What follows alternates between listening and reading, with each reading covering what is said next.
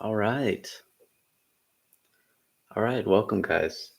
So yeah, um, I'm just gonna share with you guys why I love Adam Phillips. Because I think Adam Phillips is really a kind of underrated character um, in the story of psychoanalysis. Um, but anyways, I would like to read something that Adam Phillips says about psychoanalysis that I really resonate with. And I recently bought this book from one of his books called Promises, Promises. And I was reading from the preface, and I just found this so good from Adam Phillips. I really enjoyed it. So I'll just read like this kind of very long two paragraphs here. Adam Phillips starts with, if psychoanalysis as a therapy is always encouraging people to go public on themselves, to speak, psychoanalysis as a profession has been notably reclusive. Though this is gradually beginning to change, it has been difficult for the so called common reader to get an intelligible sense of what might be going on in psychoanalysis. Writers are allowed to have and to want audiences. Psychoanalysts have only been allowed to have colleagues. But the integrity of analysts is not guaranteed by their never being seen.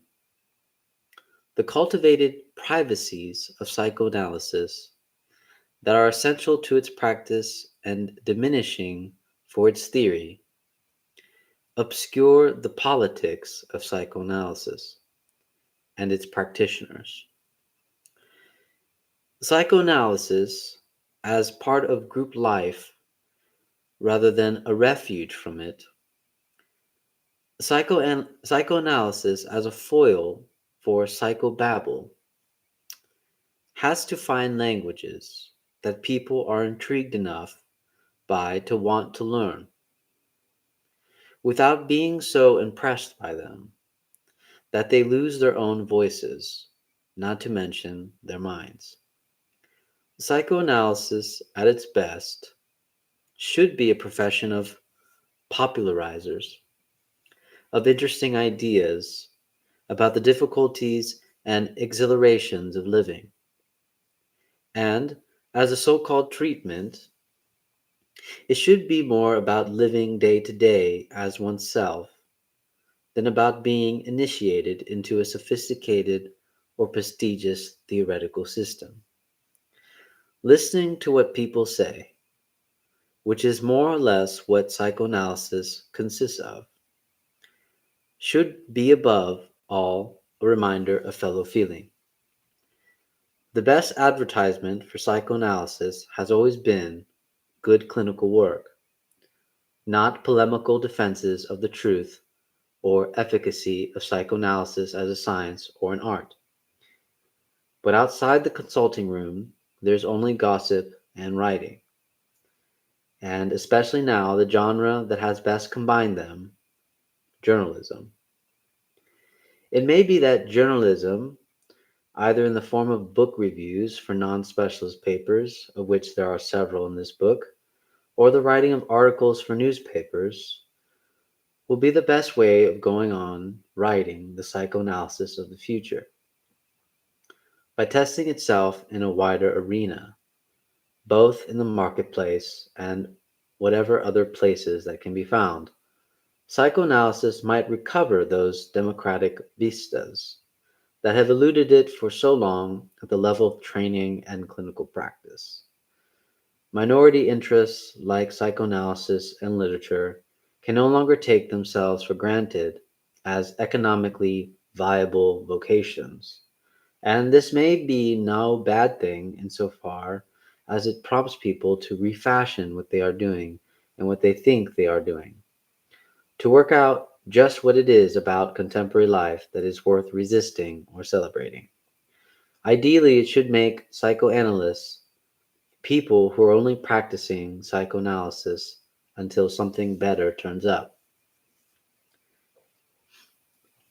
The version of psychoanalysis that I want to promote in this miscellaneous book is more committed to happiness and inspiration, and the miscellaneous than to self knowledge, rigorous thinking, or the depths of being. It values truthfulness, but not truth, and as a clinical practice, it prefers small gains to revelations. It assumes that there is nothing wrong with anyone, that no one is ill, but that everyone is doing the best they can with what they have got. It starts from the belief that children have to learn to be kind and be free enough to have fun, to lose themselves in whatever makes them curious and makes them feel alive. And that everyone of whatever age who comes for psychoanalysis comes, one way or another, to talk about these two things. Such Panglossian values are proffered and preferred in reaction to a profession that has become too eagerly complicit with grim seriousness of the predicaments it sought to understand, and that has become, in its slavish quest for academic respectability, more metaphysical and more committed to so called research, as it has lost confidence in what it really has to offer, which is often quite simple. Psychoanalysis does not need any more abstruse or sentimental abstractions, any new paradigms or radical revisions. It just needs more good sentences. So the practitioners of this version of psychoanalysis will always be glad to come off rather badly when they are compared with other social sciences. I'm going to leave it there. I'm going to leave it there. Um, this is this is so good from Adam Phillips. This really is. This is a phenomenal piece of writing, really. Um, and what I get from just these, 2 pages about what Adam Phillips is attempting to express um, in psychoanalysis is that one, psychoanalysis has become kind of like a club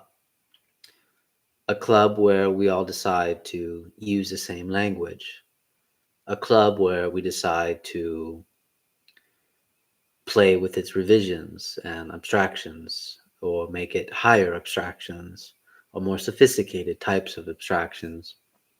Um, and then there's the other part where we try to make it like art and so on, and related to literature and everything.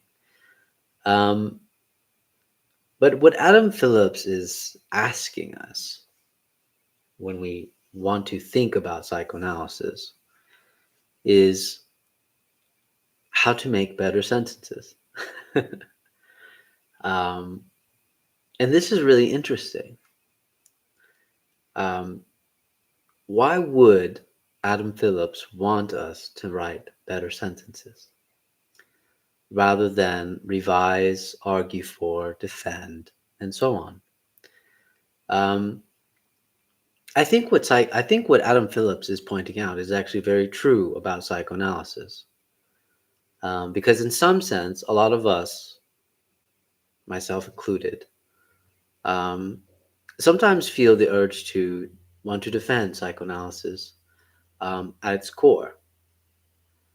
Um, but what Adam Phillips is saying to us is that attempting to defend psychoanalysis, or attempting to argue that psychoanalysis is a kind of that might be a more rigorous science in a way, or maybe it's a form of art, or something like that, really misses out, or really misses out on really something simple, which is that psychoanalysis was originally predicated on simply listening. And this is why I really like what he said in the other page. He goes, Listening to what people say, which is more or less what psychoanalysis consists of, should should be above all a reminder of fellow feeling. So, what are we forgetting um, when we get so consumed in psychoanalysis? Consumed with defending it, protecting it, arguing that it's an art, being subjected to its language. This is why I really like what he. This is to me. This is the best line right here. Psychoanalysis does not need any more obtruse, or sentimental abstractions. Any new paradigms or radical revisions. It just needs more good sentences,